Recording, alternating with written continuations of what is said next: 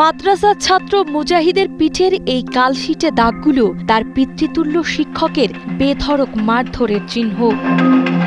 সামান্য গোসল করতে দেরি করার অপরাধে মাদ্রাসার হেফজ বিভাগের শিক্ষক হাফিজ নাজমুস সাকিব 7 বছরের শিশুটিকে অমানবিক নির্যাতন করেন। আমি গোসল করি না দেখা হুজুর আমার মারছে, হুজুর আমার একবারই দিয়া অজ্ঞান বানাই লেছে।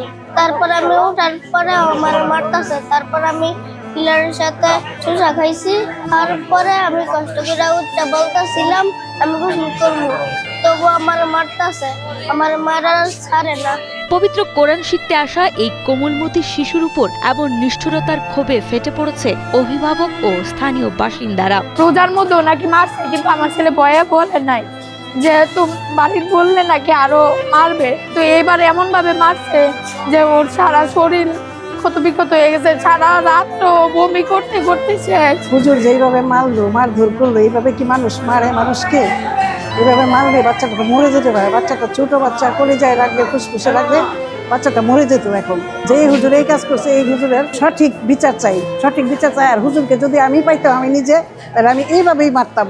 পরিবার জানায় মুজাহিদকে কোরআনে হাফেজ বানানোর স্বপ্ন নিয়ে মাদ্রাসাতুল আবরার আরাবিয়া মাদ্রাসায় ভর্তি করা হয়েছিল, কিন্তু শাসনের নামে তার উপর যে বর্বরতা চালানো হয়েছে তা কোনোভাবেই মেনে নেওয়া যায় না। মারধরের পর শিশুটি গুরুতর আহত হলেও মাদ্রাসা কর্তৃপক্ষ পরিবারকে কিছুই জানায়নি। পরে খবর পেয়ে পরিবারের সদস্যরা তাকে উদ্ধার করে নরসিংদী জেলা হাসপাতালে ভর্তি করেন। ইমন চোরেরও মারে না মানছি, হ্যাঁ তো কোনো অপরাধ করছে না শিশু মানুষ। ইমন মায়ের মারছে, সেরায় বইসে হয়ে থাকতে পারছে না, সেরায় মায়ের মরার অবস্থা।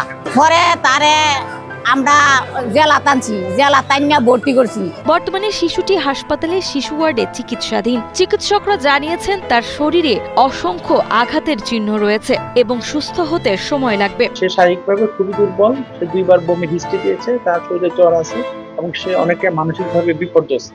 তার পিঠে, হাতে, পায়ে ব্যথাঘাতের চিহ্ন। 5-7 দিনের মধ্যে সে হয়তো শারীরিকভাবে সুস্থ হয়ে উঠবে, কিন্তু মানসিকভাবে সুস্থ হয়ে উঠতে কিন্তু তার বেশ কিছুদিন সময় লাগবে। এদিকে ঘটনাটি জানাজানি হলে এলাকায় ব্যাপক চাঞ্চল্যের সৃষ্টি হয়। পরিস্থিতি বেগতিক দেখে